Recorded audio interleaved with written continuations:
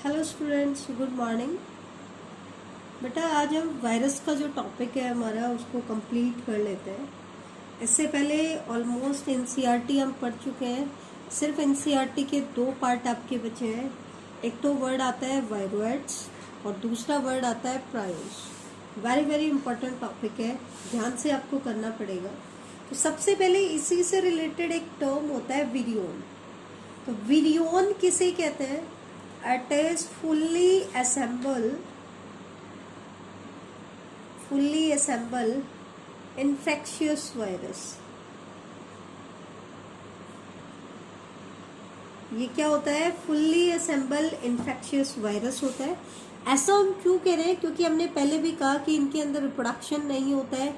ये अपने protein part को अलग से कॉपी करता है और अपने जेनेटिक मटेरियल को अलग से कॉपी करता है और लास्ट में दोनों पार्ट असेंबल होते हैं। तो जब ये दोनों पार्ट असेंबल हो जाते हैं तब ये इन्फेक्शियस वायरस की फॉर्म में कन्वर्ट हो जाता है, फंक्शनल हो जाता है। तो उस फुल्ली असेंबल्ड इन्फेक्शियस वायरस को हम क्या कहते हैं? विरियोन कहते हैं। क्या कहते हैं? विरियोन। अब दो टर्म और आते हैं, एक तो टर्म है वायरोइड और दूसरा टर्म है प्रायोस। तो दोनों को हम देख लेते हैं। तो सबसे पहले हम बात करते हैं वायरोइड्स क्या होते हैं। तो इसके बारे में कुछ चीजें हैं, जैसे कि वायरोइड जो टर्म है इट वाज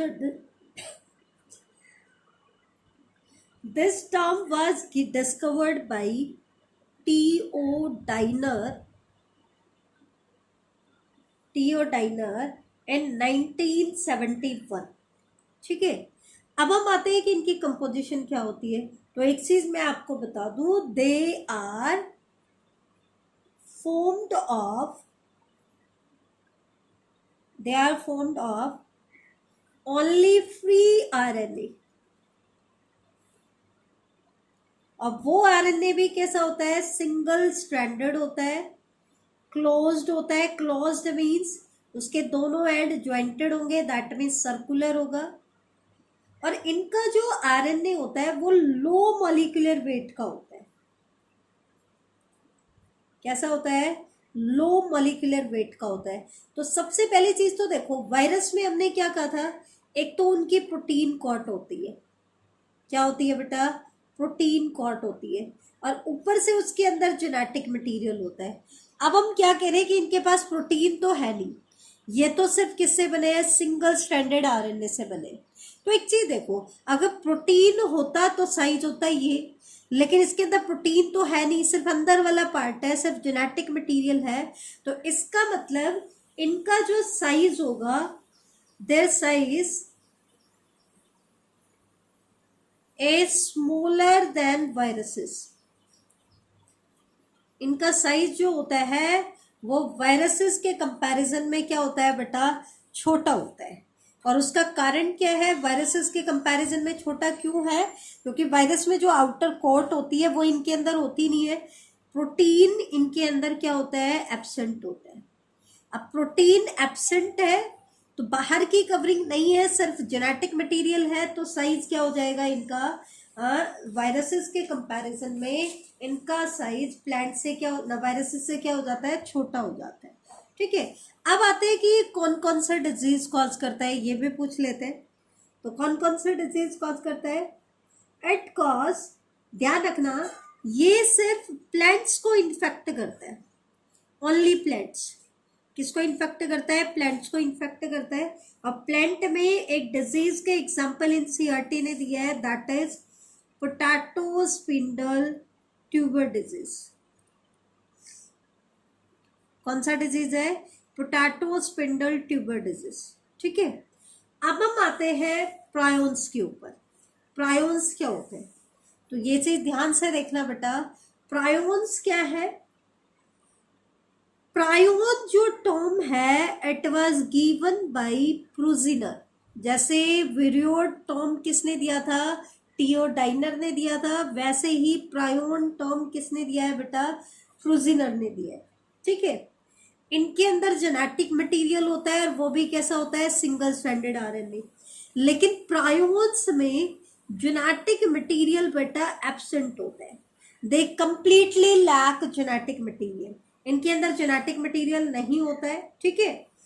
दूसरा क्या है, अगर हम बात करें इनके साइज की, अगर हम बात करें तो इनका जो साइज होता है it is same as viruses.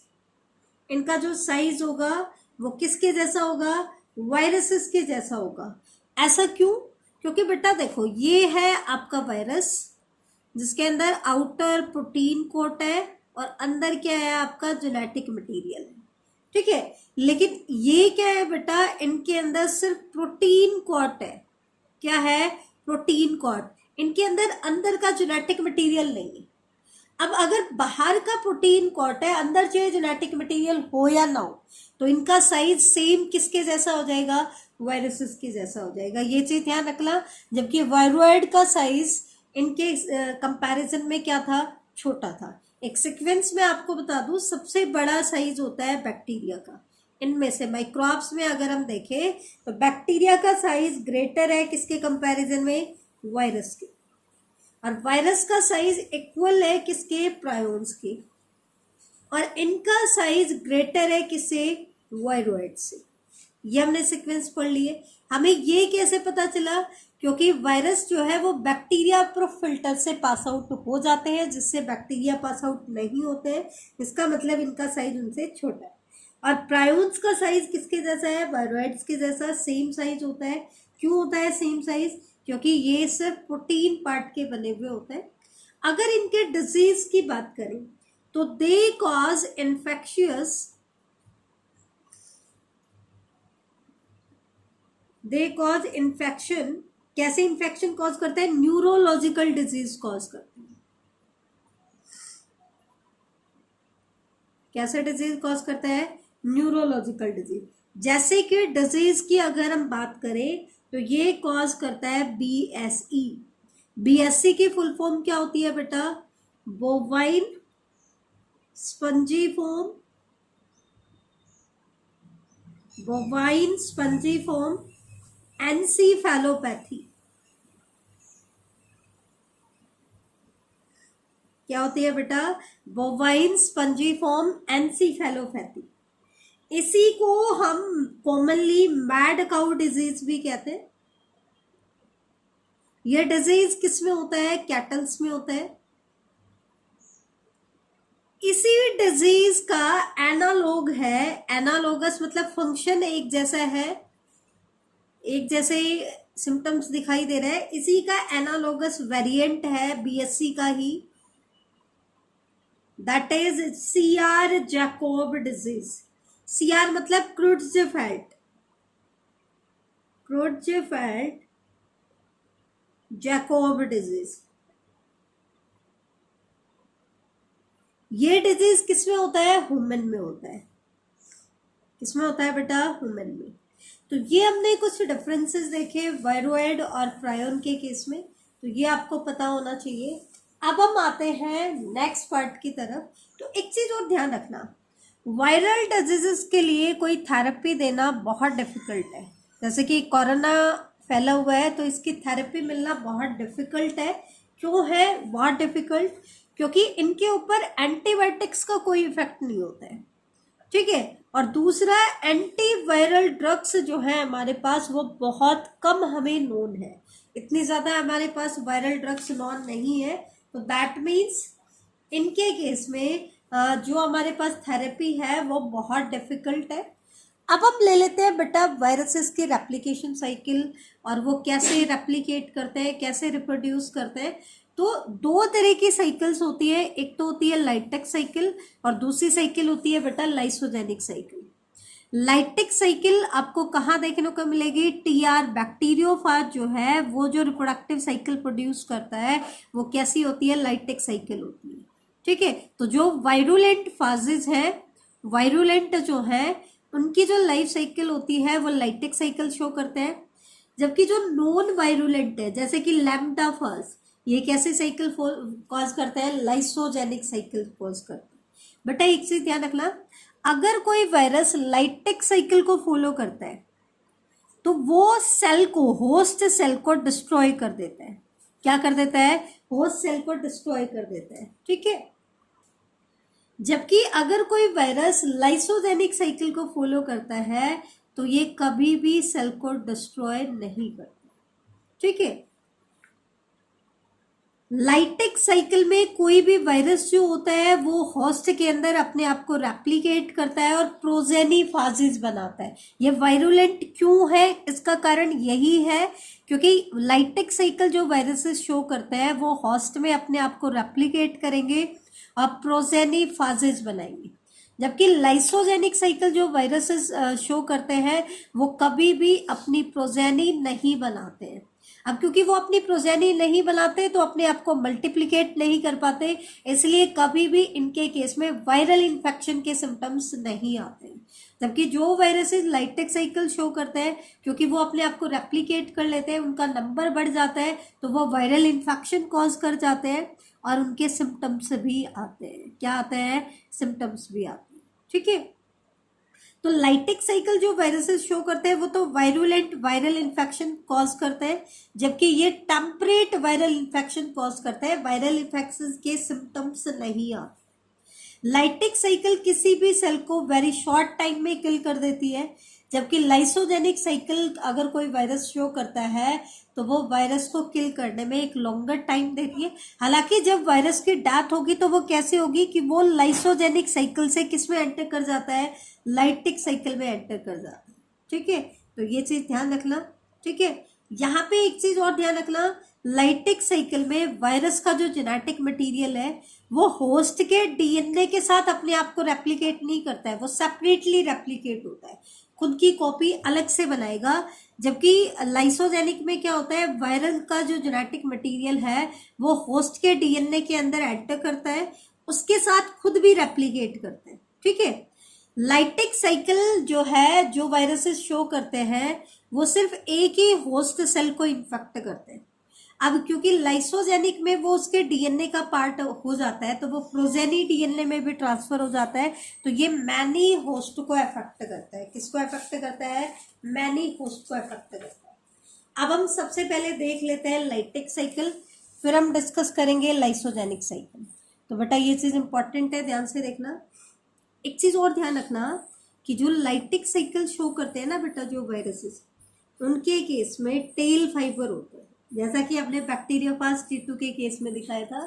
जबकि जो लाइसोजेनिक साइकिल शो करते हैं उनके केस में टेल फाइबर नहीं होते हैं।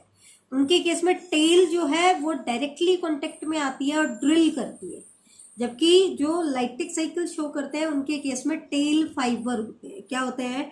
Tell fibre. लाइटिक साइकिल जो है it gets completed in 5 steps. 5 steps में कंप्लीट होती है। पहला स्टेप है अटैचमेंट, दूसरा पेनिट्रेशन। सबसे पहले वायरस जो है होस्ट के साथ अटैच होगा। क्या होगा? अटैच होगा। फिर वो क्या करेगा? होस्ट के अंदर अपने जेनेटिक मटेरियल को पेनिट्रेट करेगा, फिर खुद के कंपोनेंट को सिंथेसाइज करेगा, लास्ट में असेंबल करेगा और फिर वायरस पार्टिकल क्या हो जाएंगे? रिलीज हो जाएंगे। क्या हो जाएंगे? रिलीज हो जाएंगे। तो ये देखो हम साइकिल को देख लेते हैं। सबसे पहले वायरस क्या है? बैक्टीरियल होस्ट से अटैच हो चुका है, क्योंकि जो वायरस लाइटिक साइकिल शो करते हैं उनके केस में क्या होता है बेटा? टेल फाइबर होता है। तो इसकी हेल्प से वायरस जो है वो बैक्टीरिया के सरफेस के ऊपर मोटिलिटी शो करता है, मूवमेंट करेगा। उसके बाद क्या करता है? पेनिट्रेशन। वायरस जो है अपना जेनेटिक मटेरियल किस में ऐड कर देगा? होस्ट में ऐड कर देगा। तो ये सेकंड स्टेप हो गया। फिर वायरस क्या करता है बेटा?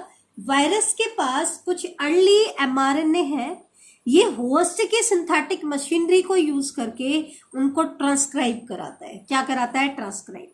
और एमआरएनए जब ट्रांसक्राइब होंगे तो पॉलीपेप्टाइड बनेंगे, तो इससे कुछ वो न्यूक्लियस एंजाइम को सिंथेसाइज कराता है। अब देखो, इंफॉर्मेशन किसकी है? आरएनए की है, लेकिन एक्सप्रेस किसकी हेल्प से कराता है?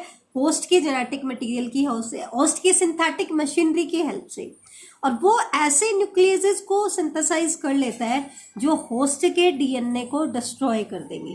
क्या कर देंगे? होस्ट का डीएनए डिस्ट्रॉय हो जाएगा। इसका मतलब कोई वायरस जो लाइटिक साइकिल शो करता है वो एंटर होने के बाद होस्ट के पास खुद की जेनेटिक इंफॉर्मेशन रहती ही नहीं है, तो वो अपने अकॉर्डिंग उसको सिंथेसाइज नहीं कर सकता है। उसकी सिंथेटिक मशीनरी को कौन हाईजैक कर लेता है? वायरस।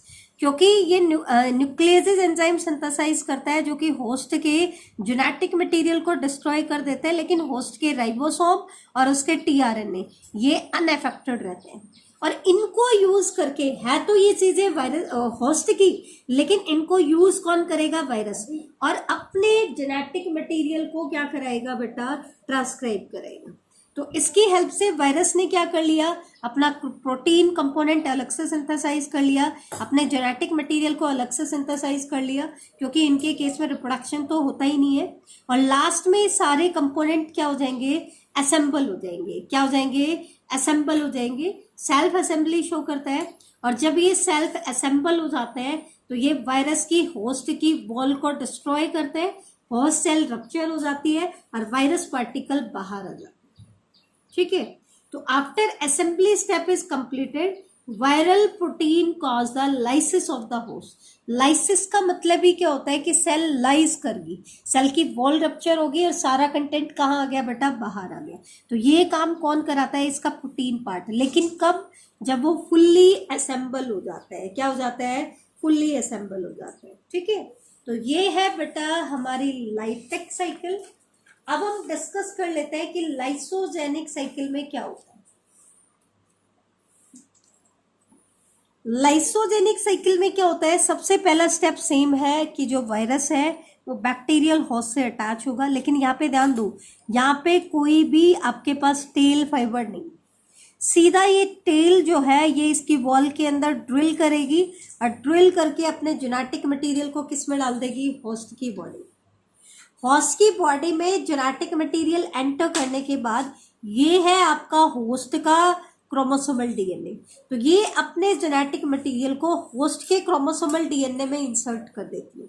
और जब इसका वायरस का जेनेटिक मटेरियल होस्ट में एंटर कर जाता है तो इस वायरस के पार्ट को हम बोलेंगे प्रोफाज। क्या बोलेंगे? प्रोफाज। और जो बैक्टीरियल सेल या जो भी होस्ट सेल है जिसके क्रोमोसोमल डीएनए में वायरस का जेनेटिक मटेरियल एंटर कर चुका है उसको हम कहते हैं लाइसोजन। क्या कहते हैं? लाइसोजन। ठीक है, तो वायरल डीएनए जो है होस्ट के सेल क्रोमोसोम में इनकॉर्पोरेट कर चुके हैं। अब ये होस्ट क्या करेगा? अपने आप को डिवाइड करे। होस्ट डिवाइड करेगा बेटा। यहाँ पे होस्ट सेल की डेथ नहीं होती है। कब तक नहीं होती? जब तक कि वो लाइसोजेनिक साइकिल से लाइटिक साइकिल में एंटर नहीं कर जाता।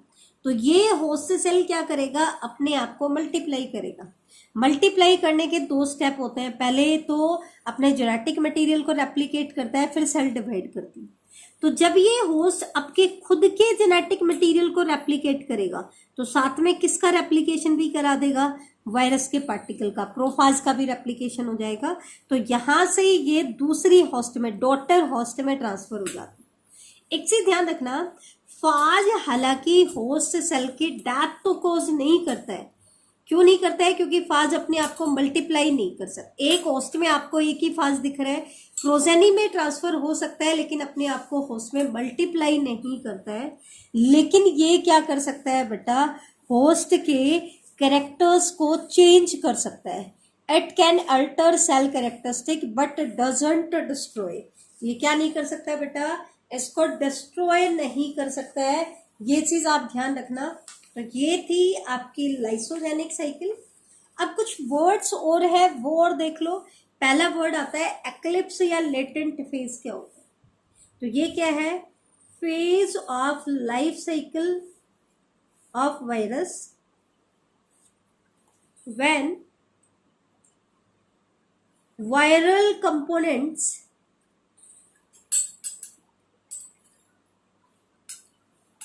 are not visible inside the bacterium। जब वायरल पार्टिकल्स जो होते हैं वो बैक्टीरियम के अंदर विजिबल नहीं होते हैं तो ये इसके अंदर लेटेंट फेज में आपका वायरस है या एक्लिप्स फेज में है, क्योंकि वायरस के पार्टिकल या वायरस के कंपोनेंट बैक्टीरिया के अंदर विजिबल नहीं होते। ठीक है, अब एक चीज देखो, फाज ने जो भी वायरसेस हैं, ठीक है, बैक्टीरियोफाज में लाइटिक साइकिल हमने देखी तो हमने क्या देखा कि वायरस जो है कुछ अर्ली एमआरएनए को ट्रांसक्राइब करा के न्यूक्लियेजेस बना लेता है, जो न्यूक्लियेजेस होस्ट के जेनेटिक मटेरियल को डिग्रेड कर देते हैं। तो ये न्यूक्लियेजेस क्या होता है, वो एंजाइम जो nucleic acid that means genetic material को डिग्रेड कर देंगे। तो क्वेश्चन आता है कि न्यूक्लियेजेस जो है वो वायरस के डीएनए या एमआरएनए को डिग्रेड क्यों नहीं करते। तो ऐसा क्यों, क्योंकि वायरस जो है खुद के डीएनए या एमआरएनए का मिथाइलेशन कराता है एट देयर साइटोसाइन बेसिस। जहां जहां उसके अंदर साइटोसाइन आएगा वहां वहां पे मिथाइलेशन, मिथाइल ग्रुप को ऐड करा देगा। बेटा जो मिथाइलेशन हर ऑर्गेनिज्म शो करता है ताकि उसके न्यूक्लियस एंजाइम उसी के डीएनए या आरएनए को डिस्ट्रॉय ना करे। लेकिन ये मिथाइलेशन जो होता है एक स्पेसिफिक पोजीशन पे होता है, जैसे कि ये साइटोसाइन बेसिस पे मिथाइलेशन कराते हैं। तो अगर एक स्पेसिफिक पोजीशन पे मिथाइलेशन होता है तो उसके डाइजेस्टिव एंजाइम, न्यूक्लियस एंजाइम उसको सेल्फ रिकॉग्नाइज करते हैं और उसको डाइजेस्ट नहीं करते। ठीक है बेटा, अब हम आते हैं कि वायरस अपने जेनेटिक मटेरियल को रेप्लिकेट कैसे करता है। तो उसके दो मेथड है, एक तो है फाजिक रेप्लिकेशन और एक होता है पिनोसाइटिक रेप्लिकेशन। तो फाजिक में सबसे पहले हम पढ़ेंगे कि अगर आपका फाज सिंगल स्ट्रैंडेड डीएनए का बना हुआ है तो वो कैसे रेप्लिकेट करेगा। तो फाज का जो सिंगल स्ट्रैंडेड डीएनए है उसको हम बोलेंगे पॉजिटिव स्ट्रैंड। उसको हम क्या बोलेंगे, पॉजिटिव स्ट्रैंड बोलेंगे बेटा। क्या बोलेंगे, पॉजिटिव स्ट्रैंड। ठीक है, जैसे ये देखो, ये मैंने फाज का डीएनए रिप्रेजेंट कर दिया और ये कैसा स्ट्रैंड है, पॉजिटिव स्ट्रैंड। अब होता क्या है, ये पॉजिटिव स्ट्रैंड अपनी कॉम्प्लीमेंट्री कॉपी बनाएगा। क्या बनाएगा, कॉम्प्लीमेंट्री कॉपी बनाएगा। और जो ये अपनी कॉम्प्लीमेंट्री कॉपी बनाएगा उस कॉम्प्लीमेंट्री कॉपी को हम बोलेंगे नेगेटिव स्ट्रैंड। ठीक है, फिर क्या होता है बेटा, पॉजिटिव और नेगेटिव दोनों एक दूसरे से सेपरेट हो जाएंगे। पॉजिटिव और नेगेटिव क्या हो जाएंगे, एक दूसरे से सेपरेट हो गई। ये पॉजिटिव है और ये नेगेटिव है। फर्दर जो ये अपने आप को मल्टीप्लाई करेगा तो कैसे मल्टीप्लाई करेगा, इस नेगेटिव स्ट्रैंड पे क्या बनाएगा, पॉजिटिव स्ट्रैंड बनाएगा। नेगेटिव पे क्या बनाएगा, पॉजिटिव स्ट्रैंड। और ये बनते जाएंगे और रिलीज होते जाएंगे। ठीक है, तो इस तरीके से वायरस जो है अपने डीएनए की मल्टीपल कॉपीज बनाता है। तो इसको कैसी कॉपी चाहिए, पॉजिटिव। तो सबसे पहले पॉजिटिव के ऊपर क्या बना, नेगेटिव स्ट्रैंड बना। और तो इनिशियली तो आपको डबल स्ट्रैंडेड डीएनए देखने को मिला। इस डबल स्ट्रैंडेड डीएनए को हम बोलते हैं रेप्लिकेटिव डीएनए। क्या बोलेंगे बेटा, रेप्लिकेटिव डीएनए। फिर ये रेप्लिकेटिव डीएनए क्या करता है, होस्ट की सेल्यूलर मशीनरी को हाईजैक कर लेगा और इसकी सेल्यूलर मशीनरी को हाईजैक करके अपनी मल्टीपल नंबर ऑफ कॉपीज बनाएगा। कैसे, पॉजिटिव डीएनए बनाएगा किसके ऊपर, नेगेटिव डीएनए के ऊपर। किसके ऊपर बेटा, नेगेटिव। अब हम बात करते हैं पिनोसाइटिक मेथड की। तो पिनोसाइटिक मेथड से जो रेप्लिकेशन होता है ये several plants and animal viruses में होता है। बहुत सारे प्लांट और एनिमल वायरसेस जो है वो पिनोसाइटिक मेथड से अपने आप को रेप्लिकेट करते हैं। For example tobacco mosaic virus, herpes virus, HIV virus, hepatitis B virus.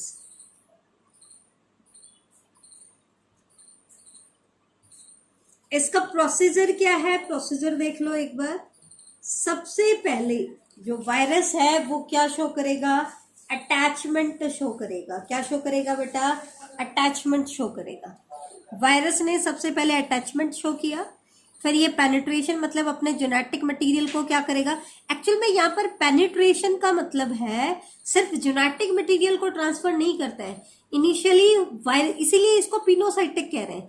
Virus particle जो है वो पूरा का पूरा किस में एंटर कर जाएगा, होस्ट सेल में एंटर कर जाएगा, लेकिन सिर्फ किसको छोड़कर, एनवेलप को छोड़कर। अगर एनवेलप प्रेजेंट है, जैसे कि HIV वायरस एनवेलप होता है, एनवेलप को छोड़कर बाकी जितना भी वायरस है पूरा का पूरा वायरस पार्टिकल किस में चला जाएगा, होस्ट में।